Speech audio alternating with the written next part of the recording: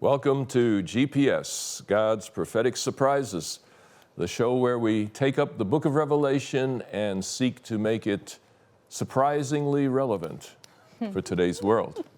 And I'm Jon Paulien from the Loma University School of Religion, and we have Fiona Chambers from the Kalamasa Church. And I'm Philip Milosavljevic from the Loma University Church. I'm Shifra Fapuliai from Campus Hill Church. All right. Now, in our last program, we got into chapter 10, verse 6 of the book of Revelation, but we didn't get far. And we left a whole bunch of questions we can't wait to get at. Today there will be no more delay. No more delay. We're going to understand this verse. This is the time of the end. Yes, that's right. Why don't we read it again, verses 5 to 6 of Revelation 10, and maybe add verse 7. All right. Because I think we made reference to that the last time. Okay, I'll read it.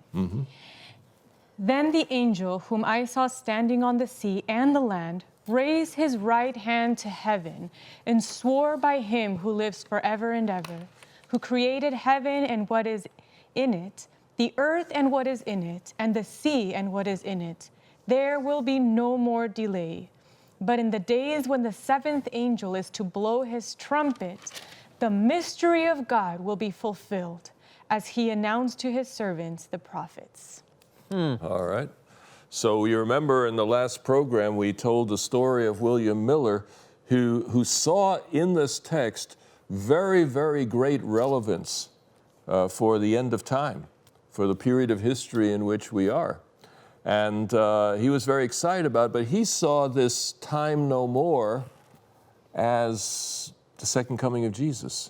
And when he calculated that the time no more would happen in the year 1844, he believed that that's when Jesus would come. And there was a great disappointment for some 100,000 people in the northeastern part of the United States at the time. So let's take a look and see, first of all, he missed the word but in verse 7.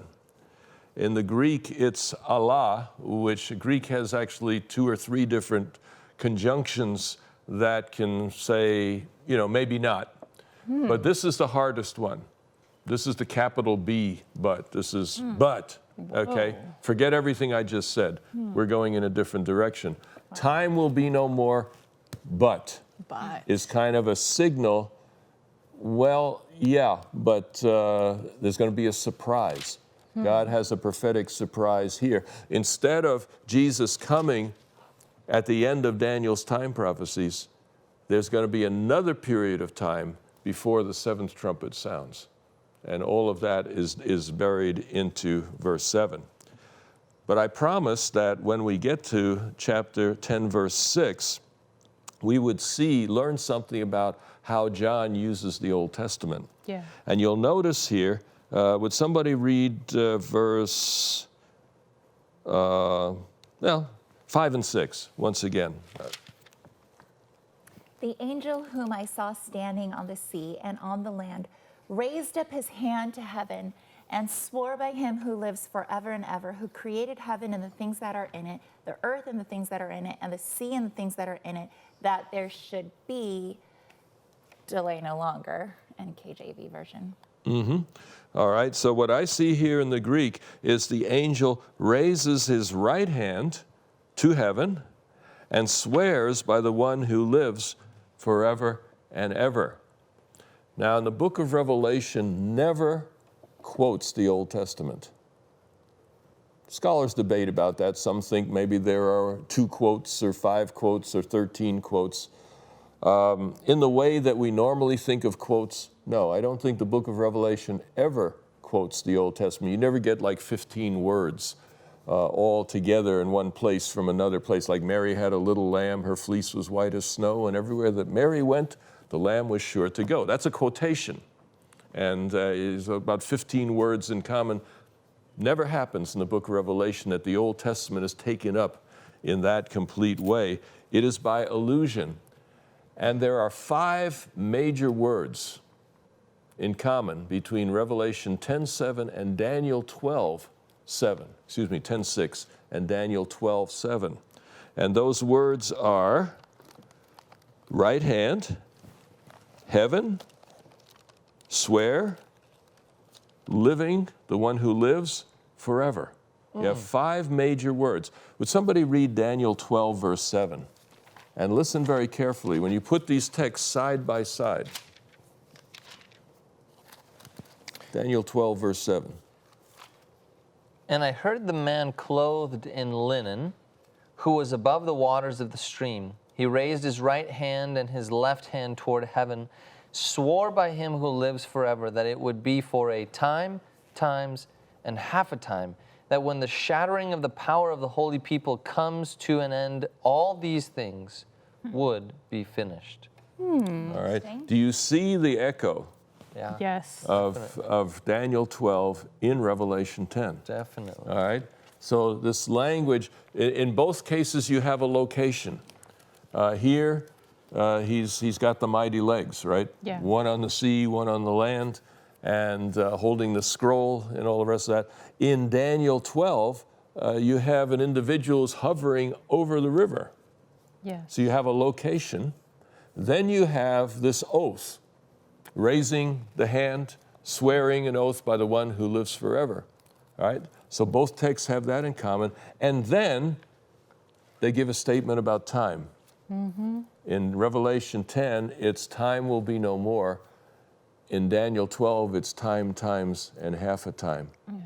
And what do we know about the time, times, and half a time in the book of Daniel? Any of you want to speak to that? Yeah, I mean, I think in the Hebrew understanding, time was in reference to a year. So you have time, and how they calculated time was based on 360 days, as opposed to how we view a year to be 365. So you take time, 360, and times is two of those. So you have now 360 plus 360 plus 360, and then half of that being 180. So that gives us a number at 1,260 days. Yeah. So that's how I read that reference. Okay. So in Daniel, you had these time prophecies. And an interesting thing about it is that these time prophecies seem to have been bigger than that. 1,260 days is not that long a time. Most people can make it through college in just a little bit more than that. All right, so it's not a huge period of time. In Daniel, though, you had a prophecy of great kingdoms. In Daniel 7, for example, you have the lion, the bear, the leopard, and this amazing beast. And each of them represented kingdoms that lasted hundreds of years. Yeah. And then now you have the biggest, baddest kingdom of them all, and it lasts 3.5 years. It's kind of a letdown. Yeah. How could this be the big one? And it's much less. So right there within the text is a hint that maybe don't take the 1,260 days literally, that maybe there's some sort of a symbol involved. And one thing you see in the Hebrew Bible is that a day is often equivalent to a year. You have 6 days, and the 7th day is the Sabbath. But the farmers had 6 years, and the 7th year was a Sabbath for the land. The land gets to lie fallow and restore its strength.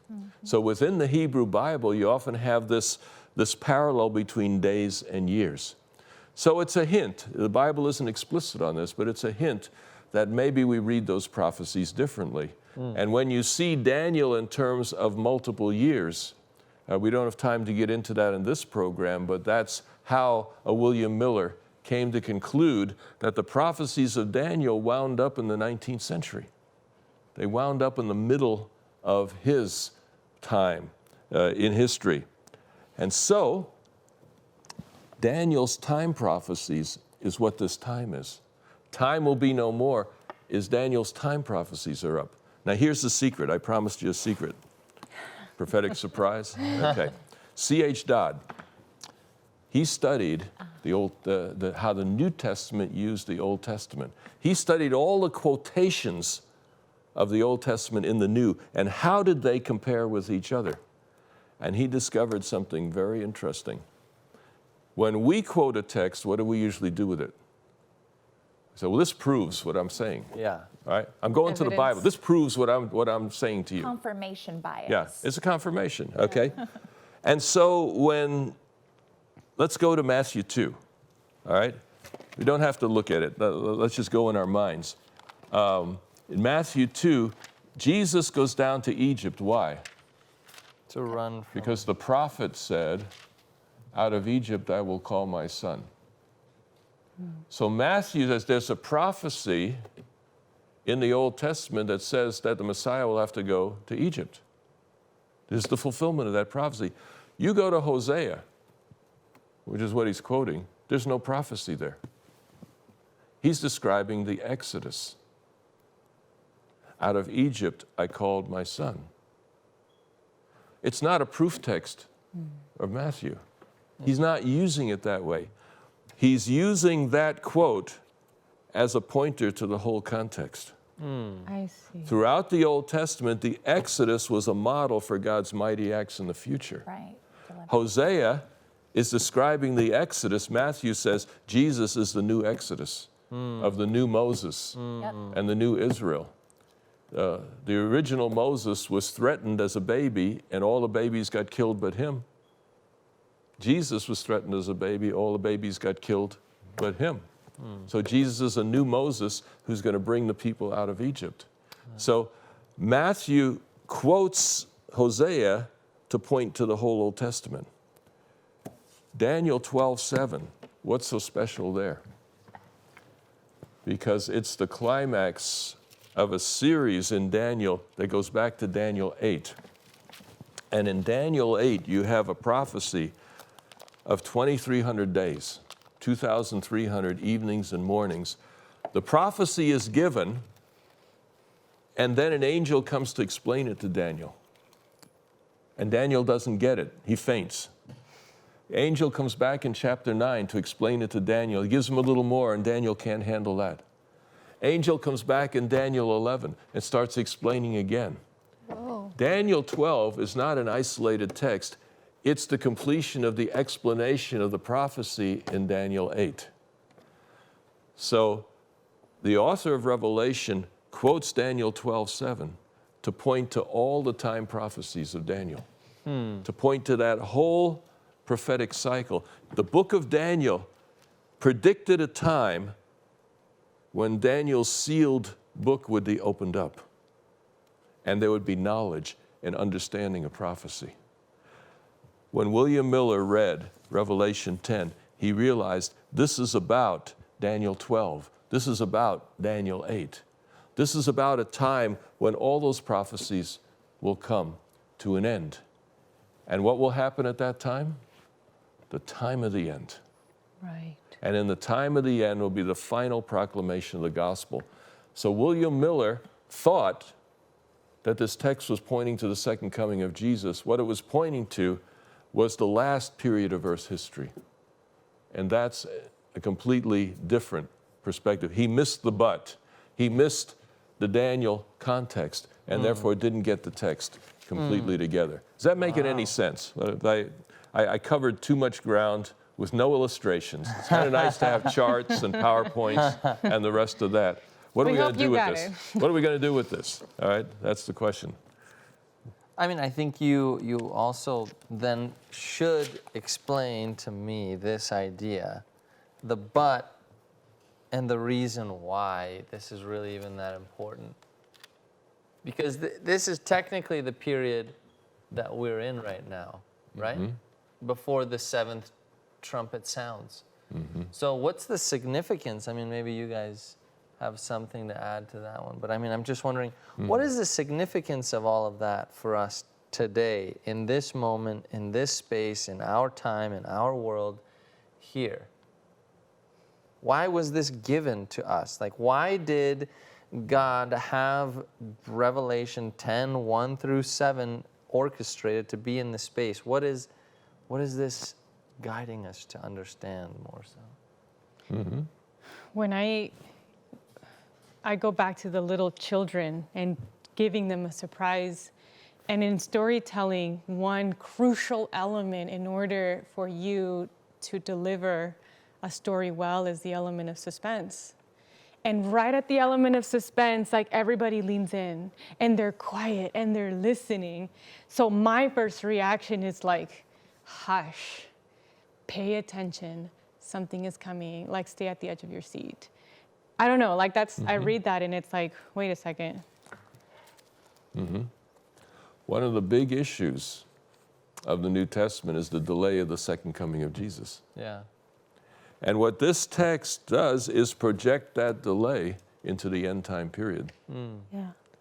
When the end time comes, when all the prophecies of the Bible kind of come to their end, we would expect, now God's going to do this. Yeah.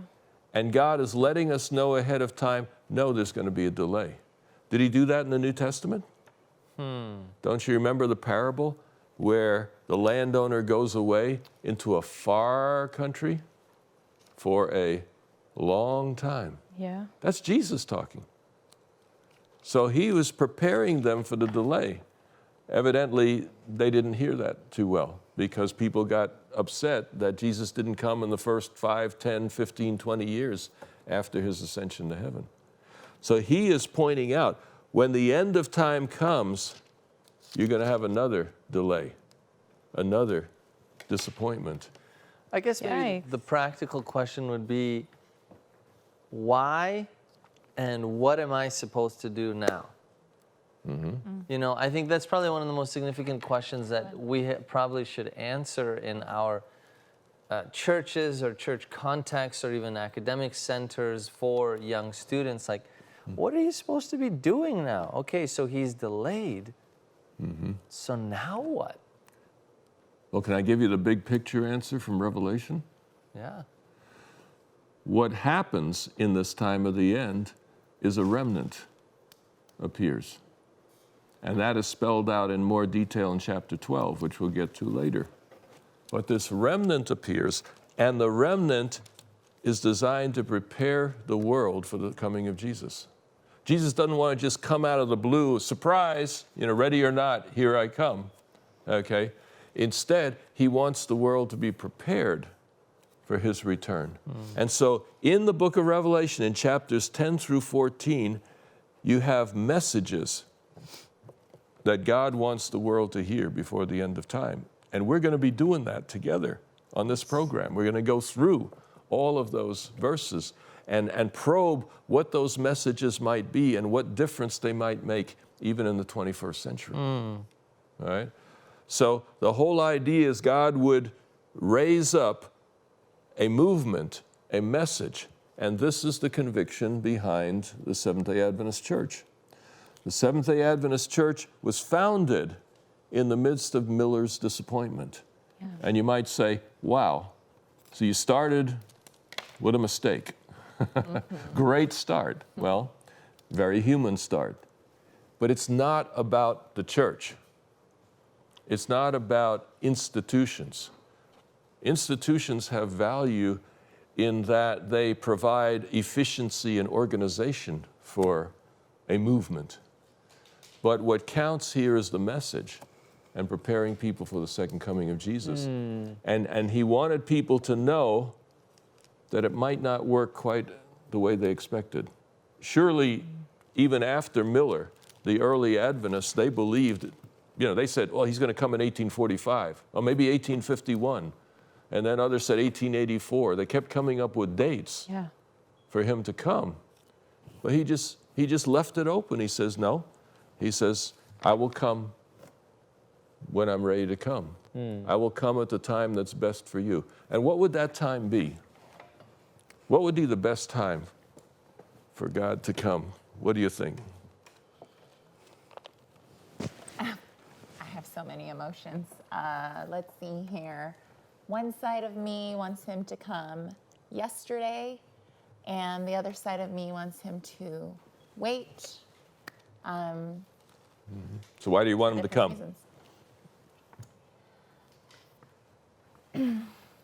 The yesterday one is so that suffering will be no more and to see him face to face.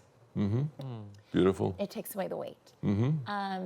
Wanting him to wait is because there's the the getting ready in the oven. And if it's not ready, then he's not ready to come.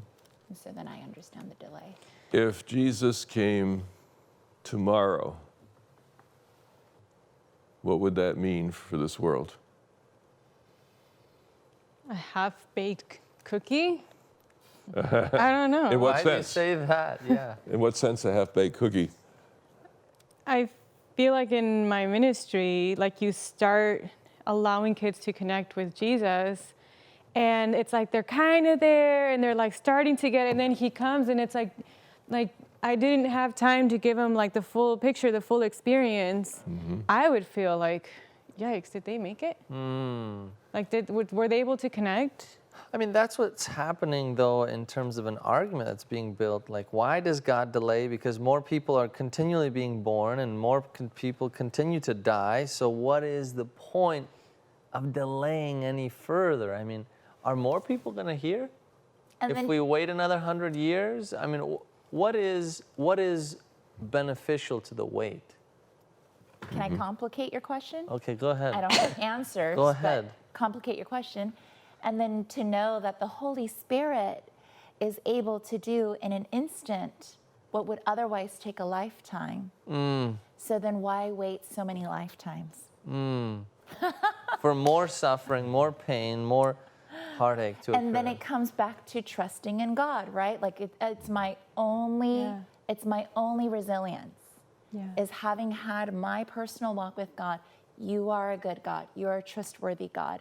So then I try to take my personal trust in God to these greater pictures with the great controversy and this great delay. Yeah. And say, I've got to trust that this great delay, like in my personal delays, are great delights and great deliverance. I just have to trust.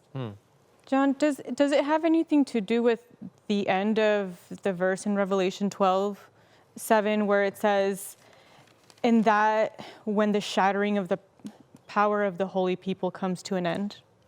Like, is it related to that In Daniel. in Daniel? Well, it seems to me that in Daniel, the 1260-year period, if you date it where Miller and others dated it, that it was from like 538 to 1798, it was a period of time when there was a lot of suffering and persecution and war and all the rest of that. And that God's people were suffering even under Christian domination. In other words, Christians were killing each other over differences of doctrine. Right. And that period took place over more than 1,000 years. And when that was complete, this says- prophecy of the 1260 would be over. Yeah, all these Yeah. things would be accomplished. Yeah. But I think there's only one place in the Bible where God actually explains the delay. There's times when he projects it, like the seven thunders, and even here, you think it's coming to end, but, it's not until the seventh angel blows his trumpet that the mystery of God will be finished. So even with the end of Daniel's time prophecies, the mystery of God, which we'll talk about later, isn't completed. There's only one text, and that's 2 Peter. Since we've gone this place, let's take a look at it. It tells us exactly why there's a delay. 2 Peter, chapter 3. That Almighty. I'll keep you in suspense. He's not slow. Yeah, 2 Peter, chapter 3, and verse 9. Somebody want to read that for us? Okay, I'll read. The Lord is not slow about his promise, as some think of slowness, Yep. but is patient with you, not wanting any to perish, but all to come to repentance. See, I think you caught that with your children, Viana, that you minister to. The realization if Jesus came tomorrow, many of those kids wouldn't be ready. You should be a children's pastor. And wouldn't that be a tragedy? And Yeah. God says, I'm willing to wait so that as many as possible can become ready. Beautiful. And what is God ultimately waiting for is the recognition we have this universal conflict between Christ and Satan, between good and evil, that's going on. And the only way to resolve the conflict, you could resolve it by force, Yes. but that's not what God is going to do.